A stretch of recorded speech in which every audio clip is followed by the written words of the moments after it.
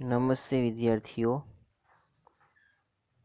ધોરણ 9 વિષય હિન્દીમાં છેલ્લે આપણે જે 14મી કૃતિ છે યુગ ઓર મેં કે જેનો સાહિત્ય પ્રકાર એ પદ્ય છે અને નરેન્દ્ર શર્મા છે એ એના લેખક છે, જેનો જન્મ એ 1913 ઈસવીસનની અંદર થયેલો છે. હવે આપણે છેલ્લા લેક્ચરમાં એ કાવ્ય છે એને વિગતવાર સમજેલા, એની સમજૂતી મેળવેલી અને ત્યારબાદ એ આપણે હવે જે સ્વાધ્યાયના પ્રશ્નો છે તેની ચર્ચા કરવાની છે. તો હવે આપણે વિગતવાર એ તમામ સ્વાધ્યાયના પ્રશ્નો છે એ જોઈશું. પહેલો તમને સ્વાધ્યાયનો ક્વેશ્ચન આપેલો છે કે નિમ્નલિખિત પ્રશ્નો के उत्तर 5-6 वाक्यों में लिखिए. તમારે પ્રશ્નના જવાબ એ 5-6 વાક્યની અંદર લખવાના છે. પેલું, કવિ કે હૃદય में कैसी व्यथा है. આપણા જે નરેન્દ્ર શર્મા કવિ છે તેના હૃદયની અંદર એની વ્યથા કેવી છે, એની પરિસ્થિતિ કેવી છે. कवि संसार में हो रहे संहार के दृश्य को देखकर बहुत दुखी है. કે સંસારની અંદર એ જે સંહારો થઈ રહ્યા છે એનું દ્રશ્ય જોઈને એ બહુ દુઃખી છે. उसे लगता है कि ऐसी स्थिति में उसकी चिंता करने वाला કોઈ નહીં है. એટલે કે આવી પરિસ્થિતિની અંદર એ તેની ચિંતા કરવાવાળા કોઈ નથી. उसकी करुण कथा को सुनने में किसी की दिलचस्पी नहीं है. એટલે કે એની કરુણ કથા સાંભળવામાં એની કોઈ દિલચસ્પી જ નથી. कवि अपनी पीड़ा के घूंट पी लेने में ही अपनी भलाई समझता है.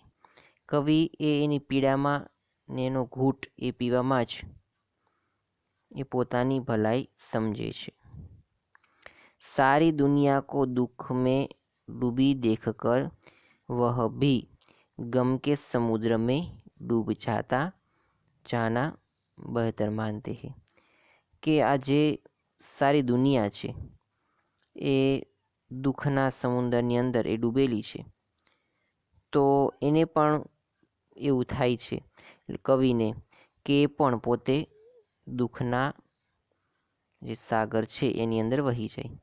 એવું એ બહેતર માનતે હે, એટલે કે એવું વધારે માને છે. उससे लगता है कि ऐसी स्थिति में उसका कोई भी निशाना સહી બેઠને વાલા નહીં હે. એટલે કે આવી પરિસ્થિતિમાં તેનું એ કોઈ પણ નિશાન છે એ સારી રીતે એ બેઠવામાંથી નથી. इस प्रकार कवि के हृदय में घोर दुख और निराशा है. એટલે કે આ રીતે કવિના હૃદયમાં ઘોર દુઃખ, ખૂબ જ દુઃખ અને નિરાશા છે. सेकंड क्वेश्चन છે युग और मैं कविता का संदेश लिखिए. કે યુગ ઓર મેં કવિતાની અંદર એ કયો સંદેશ આપવામાં આવેલો છે એ લખવાનો છે. तो युग और मैं कविता में कवि ने संसार की स्थिति के संदर्भ में अपनी स्थिति देखी है. कवि कहता है कि प्रायः मनुष्य अपनी मामूली पीड़ा को भी बड़ी मानने लगता है. કે વ્યક્તિને બહુ નાની એવી સમસ્યા હોય તો તે પણ એ મોટી સમજે છે. उससे लगता है कि उससे उसके अस्तित्व का कोई महत्व नहीं है. કે તેના અસ્તિત્વનું કોઈ મહત્વ જ નથી. प्रस्तुत कविता के माध्यम से कवि कहना चाहते हैं कि दुनिया की स्थिति देखकर मनुष्य को कभी हताश और निराश नहीं होना चाहिए. કે દુનિયાની પરિસ્થિતિ જોઈને એ માણસે ક્યારેય હતાશ અને નિરાશ ન થવું જોઈએ. उससे आत्मविश्वासपूर्वक પૂર્ણ જીને કા પ્રયત્ન કરના ચાહીએ. એટલે કે આત્મવિશ્વાસને પોતાની સાથે રાખીને પોતાની જિંદગી જીવવાનો પ્રયત્ન તેણે કરવો જોઈએ. આવો સંદેશ આપે છે. વર્તમાન સમયમાં વ્યક્તિ દુઃખી થાય એનું કારણ જ એ છે કે એ આખા ગામનું એ જુએ છે કે બીજા વ્યક્તિ શું કરે છે. બીજા વ્યક્તિ દુઃખી છે, સુખી છે, અને એ પોતે દુઃખી કે સુખીનો ભોગી એ બનતો હોય છે.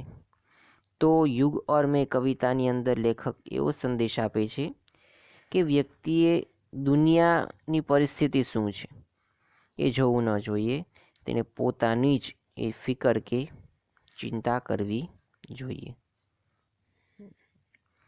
પછી આપેલું છે કે निम्नलिखित प्रश्नों के उत्तर 2-3 वाक्यों में लिखिए. એટલે કે 2-3 વાક્યની અંદર એ પ્રશ્નોના જવાબ એ તમારે લખવાના છે. પેલું આપેલું છે બુદ્ધિ ઓર હાથ કિસ કાર્ય કે લીએ હે. એટલે કે બુદ્ધિ અને હાથ છે એ બંને કયા કાર્ય માટે છે એવો પ્રશ્ન પૂછેલો છે. તો बुद्धि का कार्य संसार के अज्ञान को दूर करने यहाँ छाई जटता मिटाना है. એટલે કે જે અજ્ઞાન ફેલાયેલું છે એને દૂર કરીને એ કામ એ બુદ્ધિનું છે. અને હાથોं का काम बुद्धि के मार्गदर्शन में पृथ्वी को स्वर्ग की तरह सुंदर बनाना है. એટલે કે બુદ્ધિ જેમ જેમ માર્ગદર્શન આપતી જાય તેમ તેમ જે પૃથ્વી છે એને સ્વર્ગ બનાવવા માટેનું કામ છે એ હાથે કરવાનું છે. એટલે કે હાથ વડે એ આપણે પૃથ્વીને સ્વર્ગ બનાવવાનું છે, એ કામ આપણે કરવાનું છે. બીજો સવાલ છે કે જ્ઞાન और पृथ्वी की कैसी स्थिति हो रही है. तो ज्ञान और पृथ्वी બંનેની સ્થિતિ કેવી થઈ રહી છે. तो ज्ञान अपनी गहराई खो रहा है, पृथ्वी दुख के समुद्र में डूब रही है. એટલે કે જ્ઞાન છે એ પોતાની ગહરાઈ છે એ ગુમાવી રહ્યું છે અને પૃથ્વી છે એ દુઃખ કે સમુદ્રમાં ડૂબ રહી. એટલે કે પૃથ્વી છે એ દુઃખના સમુદ્રમાં ડૂબી રહી છે. પછી પ્રશ્ન ક્રમાંક 3 છે કે નિમ્નલિખિત પ્રશ્નો કે ઉત્તર એક એક વાક્ય में लिखिए. એટલે કે પેપરમાં તમને જે આ રીતે પ્રશ્નો આપેલા હશે તે પ્રત્યેકનો એક ગુણ રહેશે.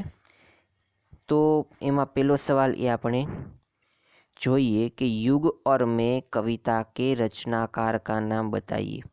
એટલે કે युग और मैं કવિતાની રચના છે એ કોણે કરી છે.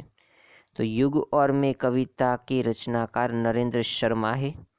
नरेंद्र शर्मा एना रचनाकार છે. गगन और धरती से क्या हो रहा है. तो गगन से आग के गोले बरस रहे हैं और धरती से ज्वालाएं उठ रही है. ગગનમાંથી એ આગના ગોળાઓ વરસી રહ્યા છે અને ધરતીમાંથી એ જ્વાળાઓ ઉઠી રહી છે. ત્રીજું, સાત સમંદર में क्या हो रहा है. એટલે કે સાત સમંદરની અંદર એ શું થઈ રહ્યું છે. तो सात समंदर में हिंसा की आग से पानी खोल रहा है. પછી क्वेश्चन नंबर 4, कवि अपनी व्यथा की चिंता क्यों नहीं करता. जब सारी दुनिया व्यथा में ग्रस्त है तब कवि को अपनी व्यथा की चिंता करना व्यर्थ लगता है. એ સારી દુનિયા છે, સમગ્ર દુનિયા છે, બરાબર. એ દુનિયા એ પોતાની વ્યથામાં વ્યસ્ત છે, તો કવિ એ પોતાની વ્યથાની કોઈ ચિંતા જ કરતા નથી, બરાબર. એની ચિંતા કરવાનું તેને વ્યર્થ લાગે છે. પછી પાંચમો ક્વેશ્ચન આપેલો છે, मनुष्य को हाथ किस लिए मिले थे. तो मनुष्य को धरती पर स्वर्ग का निर्माण करने के लिए हाथ मिले हैं. તો બુદ્ધિ અને હાથ બંનેની વાત કરી હતી એ આપણે અહીંયા જોવાનું છે કે એટલા માટે જ એ ભગવાને હાથ આપ્યા છે કે જેથી સ્વર્ગ છે ધરતીને સ્વર્ગ એ બનાવી શકાય. मनुष्य को बुद्धि किस लिए मिली थी. मनुष्य को संसार के अज्ञान को हटाकर जड़ता मिटाने के लिए बुद्धि मिली थी. मनुष्य ने कौन सा काम अधूरा छोड़ दिया. मनुष्य ने ईश्वर बनकर सारी सृष्टि को अपने वश में करने का काम अधूरा छोड़ दिया. कवि को किसकी पीड़ा है. कवि को मानवता जख्मी होने की पीड़ा है. कवि को अपनी पीड़ा कैसी लगती है. लाखों लोगों की पीड़ा के सामने कवि को अपनी पीड़ा साधारण लगती है। आज का वातावरण कैसा है? आज का वातावरण विनाशक प्रवृत्तियों से भरा हुआ है। कवि का क्या उलट गया है? कवि का पासा उलट गया है। कवि को किसका गम नहीं? कवि को अपने डूबने का गम नहीं। युग और में काव्य के शीर्षक का समानार्थी शब्द बताइए। जमाना और कवि। प्रश्न क्रमांक 4, निम्नलिखित काव्य पंक्तियों का आशय स्पष्ट कीजिए। तो તમને કાવ્ય પંક્તિ આપેલી છે એનો તમારે અર્થ એ સ્પષ્ટ કરવાનો છે। માનવ को ईश्वर बनना था, निखिल सृष्टि वश में लानी, काम अधूरा छोड़ कर रहा आत्मघात मानव ज्ञानी, सब झूठे हो गए निशाने, तुम मुझसे छूटे तो क्या। प्रस्तुत पंक्तियाँ नरेंद्र शर्मा की युग और में कविता से ली गई है। इनमें कवि ने बताया कि मनुष्य किस तरह अपनी प्रगति की राह भटक कर गुमराह हो गया है। मनुष्य के विज्ञान के क्षेत्र में अनोखी सिद्धियां प्राप्त कर ली है। इन सिद्धियों के बल पर वह स्वयं को ईश्वर समझने लगा। ऐसी सिद्धियों वाले देश सारी दुनिया पर अपना अधिकार करने के फेर में पड़ा गए। उन्होंने ईश्वर बनने की राह छोड़ दी और अपना ही विनाश करने लगे। कवि कहता है कि जब सबने अपनी राह छोड़ दी तो मैं अगर भटक गया तो इसमें मेरा क्या दोष। बीजी पंक्ति है कि जाने कब घाव, जब तक घाव भरेंगे इस घायल मानवता के, जाने कब तक सच्चे होंगे सपने सबकी समता के, सब दुनिया पर व्यथा पड़ी है मेरी ही क्या बड़ी व्यथा। प्रस्तुत पंक्तियां में नरेंद्र शर्मा की युग और मैं कविता से ली गई है।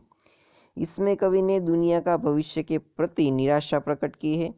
कवि कहते कि वर्तमान में संसार संहार की वृत्तियों में उलझा है, चारों ओर विध्वंस की स्थिति है, एक दूसरे पर प्रभुत्व प्रस्थापित करने की होड़ है।